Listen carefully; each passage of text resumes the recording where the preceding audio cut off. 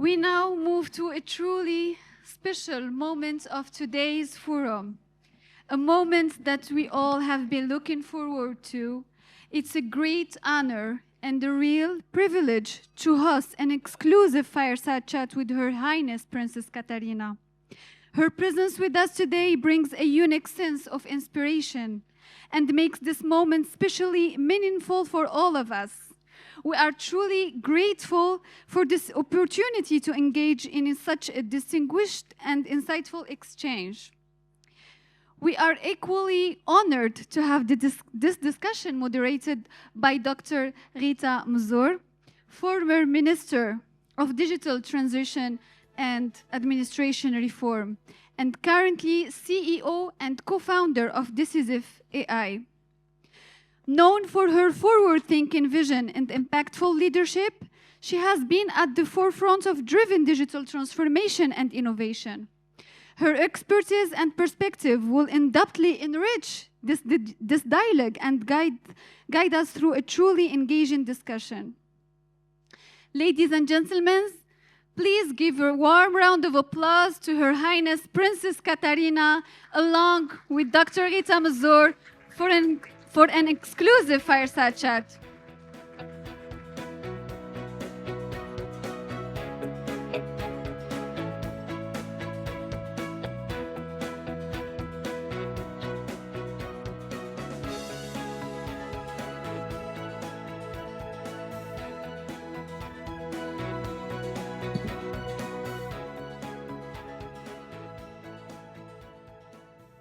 Princess Katarina, it's our great pleasure to have you with us, and I think the audience is so excited to have you here as well. You came all the way from UK to share this moment with us, so we're really thrilled to have you here. Thank you so very much for inviting me here. And of course, Professor Khalili, thank you so much for coming and inviting me back to Morocco. And it's my second time here in Rabat, which I have enjoyed so much. And we've had a very good day, and I'm seeing what Rabat is all about. And I really admire what is happening here. Thank you. So, Princess Katarina, I know you're very excited and you believe firmly in empowering women. So how did you get into this area of empowering women? Did you get interested in this? I have to admit, it's the most peculiar way of getting into empowering women and empowering people. And I'm going to blame my husband for that. Well, he was 20 years older than me. He was an established and one of the most powerful lawyers in the UK at the time that I married him. He was traveling the world. He came to Africa, to so many different countries here, and to help people and to help the country. And one of the things he did, which was really very inspiring, was when he came to Sierra Leone, he was here for the war crimes and the capture of Charles Taylor because of all the nasty things he did in Sierra Leone. So the stories that my late husband told, he's my late husband now, he was 20 years older than me. So my late husband came back with so many different stories, and they were horrendous. And being married to him, he was always on television. He was always having to be away from home because of his work. As I said, in Sierra Leone, he was here for 4.5 years, which is very hard, particularly when you've got a young daughter to bring up. A lot of people wonder why he was a great inspiration for me. It's because of the work he did and how he had to approach people and speak with people, and how to make sure that the people that he's also defending, because he was known as one of the top defenders, that he made them feel good. He made them feel that they can actually move forward. By having someone who was doing all of this work had helped me to understand him and how different people worked in the world, because when I was married to him, as the little girl in the corner over there, never said anything, never did anything, but I listened and I took on a huge amount of information. And it's that marriage which was a partnership. And the partnership had helped in so many different ways, because my daughter, who, as the lady sitting right in front of me, I think is the same age as her, that they had to learn how to be good, how to be diplomatic, how to be positive, how to encourage other people with all the right materials we have in this world. I like your answer, that you're talking about your marriage and your husband. And I like to bring that up because a lot of people, when they talk about empowering women, it's women empowering women, which is good and important. And we need women to empower women. But you're saying something different, is that a man empowering women. So the man who in the room, Professor Khalid, who's organizing all this event, and I think, say that a word to this man also, that they have a role to empower their wives, their daughters, their sisters. Say a word to this man here. I think what it is, it comes from the heart. It comes from the person. It comes from who your parents have brought you up to be. And having a good man as the father, as the head of the family, will always bring a good life and a good stability to people who require it. And also, being a good father, a good husband, a good uncle is always something very good, because with the children, they always want to see their parents and see their fathers and see the uncles when they come home. They like that, because having a good personality goes a very long way. Yeah, thank you. Now you are the woman empowering the women. So tell us about what you're doing. So I'm going to use that word, COVID. Before COVID, when I used to live south of London by the coast, I used to go to 1 or 2 schools down there, and I used to go and help to mentor children. But it's not just a man or a boy or a girl. It was the children. And it was important, because I'll tell you a story. There was a young girl who was being bullied at school. Her family could not afford to buy her any clothes. So she made her clothes. And because she was making her own clothes, she was being bullied by the other pupils. The poor girl was in tears when I first met her. And I said to her, "Where do you want to be in 10 years' time?" And she looked at me and didn't quite know what to say. And I said, "But how do we know in 10 years' time, after you've been to university, after you've had your education, that you are not the next couture company in England?" Of course, all the other children heard me say that, and they all suddenly sat up. They all grew 6 inches taller, because they were using her as a disability. And then they saw her in a completely different way. That, oh, maybe she can help me with some of my clothes. Maybe she can help with all these different things. And I'll tell another story. I was with a very, very dear friend of mine who actually comes from Africa. And I went into a lift. There's this little person who was terrified, didn't know what she was coming to, didn't know what she was doing. And I said to her, "And what do you do?" She said, "I work in the National Health Service." "Oh, and how do you treat your patients when they come in? She said, and what's wrong with you? I said, why don't you just change that and say, how can I help you today? She didn't realize just those few words had made her stronger, had made her feel better. So when she went to her patients the next day, she sort of said, how can I help you today? And from that, the patients felt better. They felt stronger. And everybody was happier. Wonderful. I love these examples.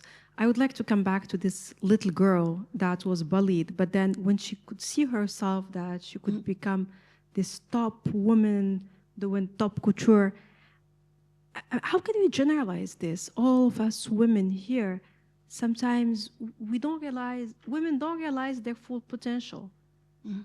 They think, yeah, somebody did it, but not me. How can we? It happens first in the mind. Yeah. Believing and thinking that you are and you could be somebody great and wonderful. How can we help women see themselves and understand their full potential? Because they have to understand their potential before anybody else could see it. How could we help women understand their potential? What I used to say to the women I used to mentor, I used to always find out, were they married? What sort of marriage were they in? Were they in a good family? Were they in an abusive family? And quite often, with the people who were in abusive family, they always felt, as you said, how can I help myself? The thing is, what I used to say to them is, you can help yourself, but you've got to think of the positive energy.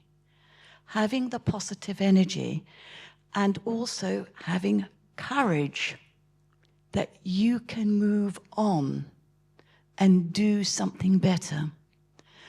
How some of these women felt was, oh, I'm a girl, go away. And with these families, it is quite often the parents who had to be educated. But with a particular lady I was helping, and I said to her, can you change your attitude? Change it in a way that I can do this. I can do that. I'm not telling you what I'm doing, but I can do this. And that particular lady I saw about 2 years later, because of being told she can do it, she can change her attitude, she can actually get some very dear close friends to come and help and support her. By doing this, she ended up running one of her own companies, and she's doing extremely well. And it's always good to hear when you can just suggest a very small change and not to tell anybody what you are up to. Because most of the time, when you tell people, oh, I'm going to do this, I'm going to do that, it never happens, because there's always someone who will want to push you down. Never tell anyone unless it is important that person knows. Yeah. And then actually something else is that sometimes if you talk to people who are great themselves, they will believe in you. If you talk to people who never made it, they will think you will not make it neither. So you have to be with... And that's why we're so excited to have your Highness today, because that kind of inspiration. And you also mentioned something. People may think, oh, she's a privileged woman. Of course. I want to bring that up. Are you where you are only because you're privileged, or merely because you're privileged? If you remember at the very beginning... Can other women there relate to you? As you remember at the very beginning, I was the little girl in the corner. Everyone expected me to do everything. I was at one of my charities, which is I'll mention it, League of Mercy, which was started up by King George V. And of course, sadly, after he died, it stopped. But a friend of mine had started it up again. And the people who get honored are people who have been working for the National Health Service, who's been in military service, who's been in so many different services. But it's not that. It's the voluntary work that they do. And if they didn't do that voluntary work, they may not have been recognized for some of the work that they do, and for encouraging them and telling them, you deserve it. And after the ceremony, they all want to come and talk. And one of them said, almost as you said, you got an award for this. It's expected of you. And because they said it was expected of me, I then went into some of my charitable works deeper and did more for them. And yes, people expect it because of who I am, but it also has to come from the heart. It's got to come because that is what I want to do. And my father was one of the biggest, men again. My father was one of the biggest influencers in my life, because he did so much for the Serbian people, but was never recognized, but was adored for what he did. Yeah, and I love that. I mean, fathers and husbands, they should play a role. It should not be just women by ourselves. They should play a role too. And I think you would agree for UNFPA or everybody that men should play a role, and we thank them. But of course, having a women role models play a huge role. Like I remember when I was young, I had the privilege. So my mom I'll be on TV, and there would be a very successful woman on TV, and she would be like, "You could be that woman, you could be that woman." And I was just 10, and I like, why? How could I be that woman? I was just a little girl. But believing and giving that role models plays a huge role. So I totally agree with you. Now, can you share some advice with the women, with the women here about what kind of I know you work a lot on etiquette and soft skills. What kind of advice can you give the women here or the women who can hear us online about how they can increase their confidence and empowered? So I believe that etiquette and education come together. If you are educated, you understand what a certain etiquette is. You know how to behave. You know how to hold yourself. You know how to present yourself. And by having all of these tools, it helps in many different ways, because we all want to go and do things. And I'm going to mention something with the last panel. I recognize the word Sahara. I was in Riyadh last year, maybe a week or two before or after you. But they do so much there, and I think there's one of the princesses has Seema, has something else, and it's all because they had the encouragement and the education from the world that they lived in, and their husbands had pushed them to go forward because they were powerful men themselves, and having that little bit of power behind you had helped enormously. So I believe education, etiquette, manners, diplomacy. I can go on for ages and be here for the next hour or two, but just to name a few things, I believe those are some of the tools. And also, one of the biggest ones is to respect, yes, respect who you are. So I love you're talking about education, manners. So when you say education, do you mean higher education, going to a university, learning engineering, AI, or sociology? What do you mean by education? With education, I mean, you've been studying, you don't have to go to university, but being taught well in your schools. And if the schools teach well, when I was in Riyadh, I was at a school for young children, and I was so impressed with what, they started at 5 years old, the children. I was so impressed with what I saw on a door. They put a message on every single class door. And one of them said, respect. Then it said, be kind to other people. Treat people as you like to be treated yourself. So when you're being educated like that at 5 years old at school, I believe it helps these children to move forward and do what they really want to do. Because when they get older, they don't want to hear someone shouting and screaming at them. They won't respect that person. They will shut their ears and ignore what is being said. But being kind and helping people goes a long way.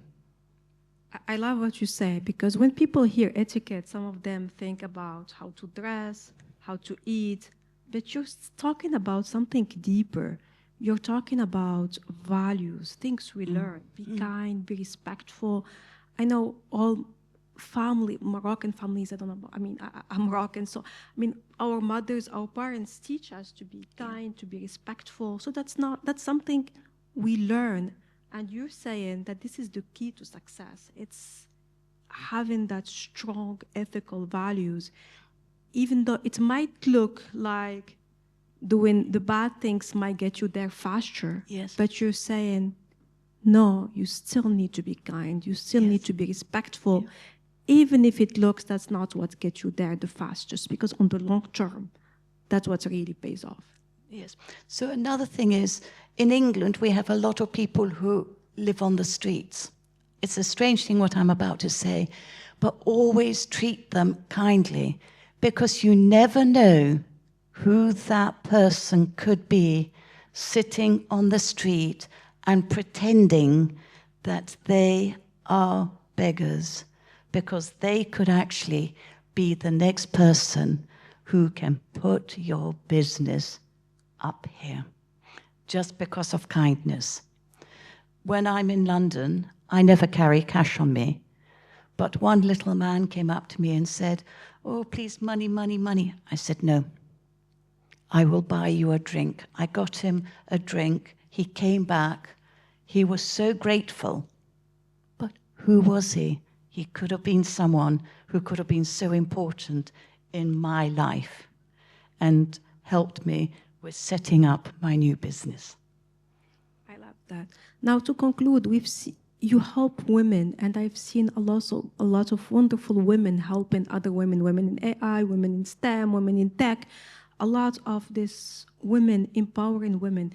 Can you tell us a little bit more about the importance of us women helping each other, sharing experiences, empowering others? Can you tell us a little bit more about this through your work and why we should be doing more of that? Okay, for my work, I do a lot of charitable things. I try and help people in as many different ways. And yes, you've got to be kind to people. If you want, you can give me a telephone call and talk to me and say, I'm at a dead end. What do I do now? I suppose now most people will go to ChatGPT and AI and things like this, and sometimes it'll get it wrong, but then you still need to go back to a human, and it's having a good relationship with people. I've had a fantastic relationship here with everyone. Everyone's been so kind, everyone's been so helpful, everyone's been thinking, can I help you? That is what one needs to do. Everyone here has been empowered in their own way whether it's in Morocco or Saudi or in America. There is so much, but it's that connection and being open with someone that you feel will be there to support you and to make sure that person you're talking with and being with wants you to do well. And that is what is important, that you want to be with people who support you in everything that you do. So when I arrived this morning, there was a lovely, lovely lady. She was doing a little video for her business. And when she said what she was, by the way, she was on the panel, one of the panels. And she said to me what she has set up. And I said, I am setting up a small AI company as well.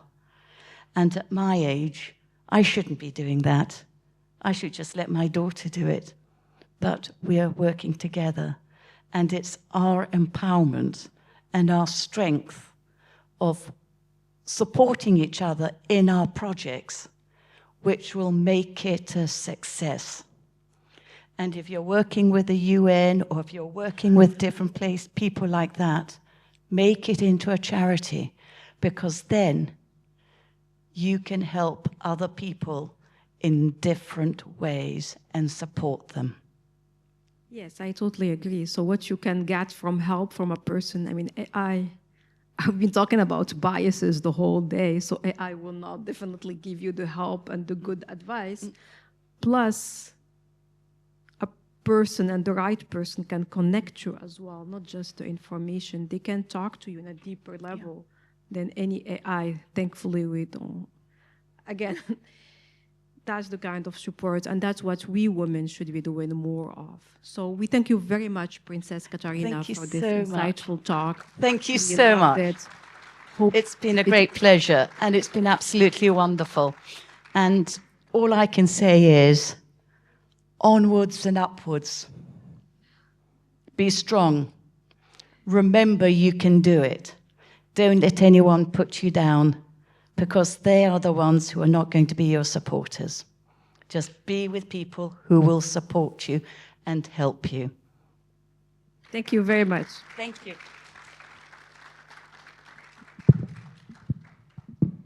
Ladies and gentlemen, please give a warm round of applause to Her Highness Princess Katarina and Dr. Ghita Mezzour. Thank you, Princess Katarina, for this fantastic exclusive fireside chat. Thank you, Dr. Ghita, for expertly guiding this chat. I would like to invite Professor Mohamed Khalil and Ms. Anita Bahatia later for a group photo.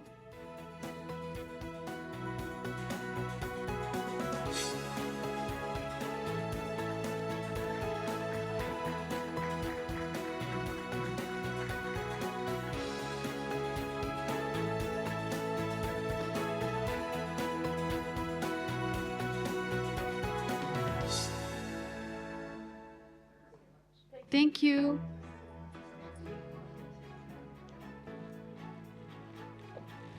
This inspiring note brings the forum to its conclusion, to deliver the closing remarks and to share the key takeaways from today's forum. Please, let's join again Professor Mohamed Khalil to deliver the closing remarks.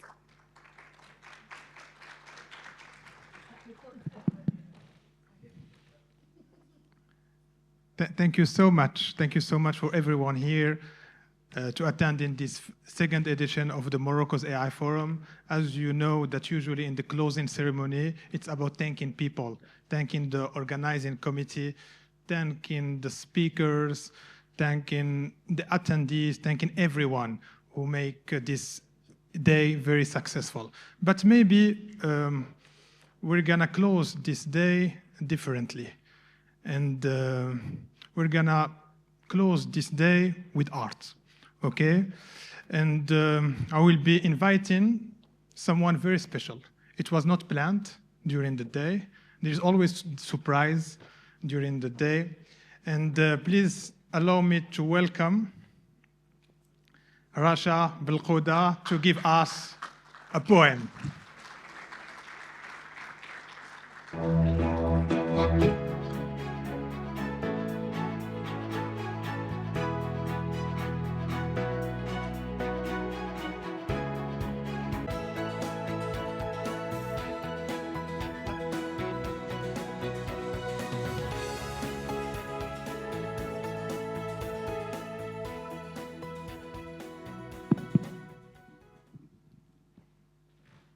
Hello, ladies and gentlemen.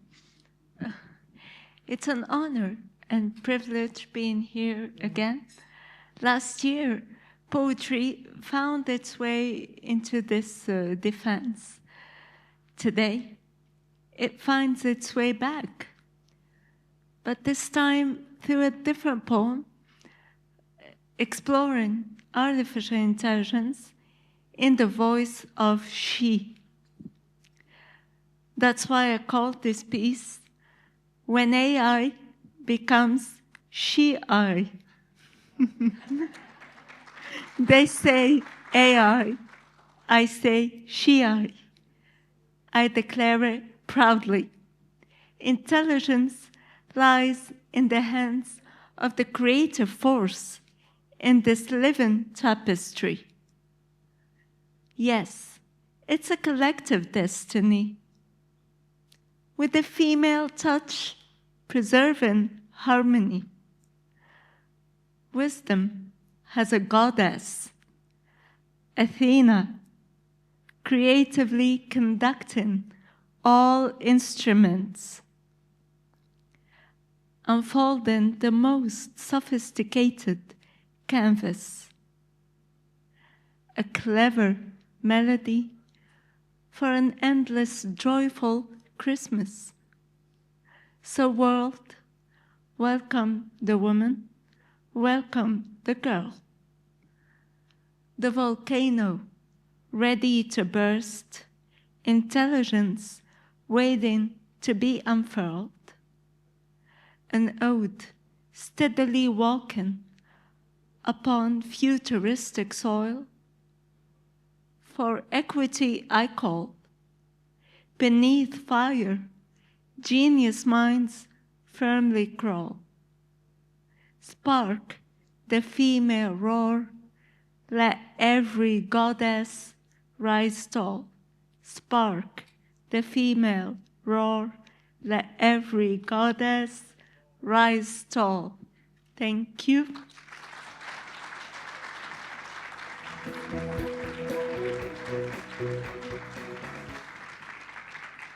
Ladies and gentlemen, this was the closing speech. And with this, we're going to close the ceremony. And please allow me just to call the organizing committee. And I will start with our partner from GIZ. So please allow me to call Si Omar Ben Nouna.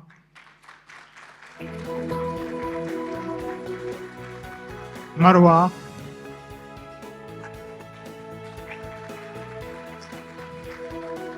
عبد الحق المحمودي. هشام حموشي from Morocco AI. مروا. مروا. Okay, أحلام. As well, أحلام. Where is أحلام? No, she's not here. Okay. There is also with us Naima. Where is Naima? Okay, please, a round of applause.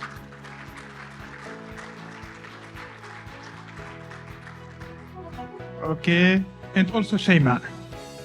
Shayma, this is the first time she moderates a ceremony like this one. A big round of applause for her. Okay.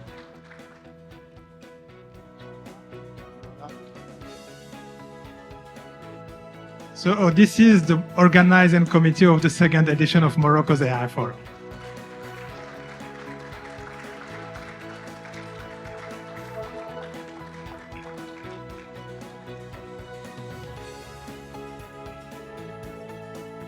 And now allow me to call everyone to take a photo of souvenir, if you allow. Thank you so much. Please join us.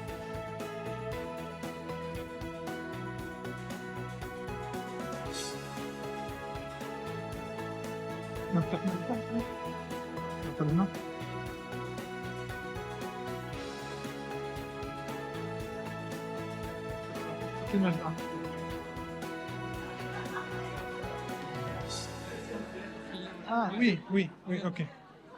Ça, c'est pas grave. On va la mettre in avec l'achat. Yes, top, oui. Right.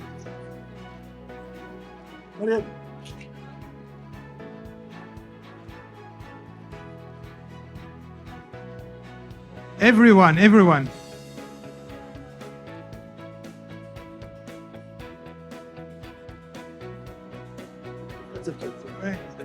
Madame la ministre, Ghita Mezzour. Sorry, here.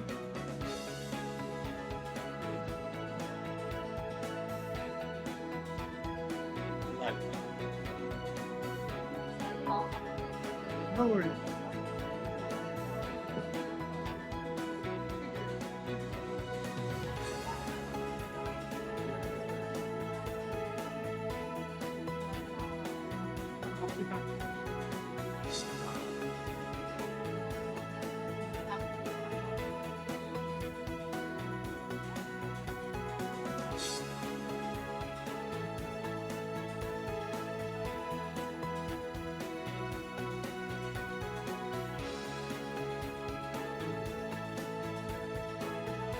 Un grand applaudissement à Sir Khalil, s'il vous plaît.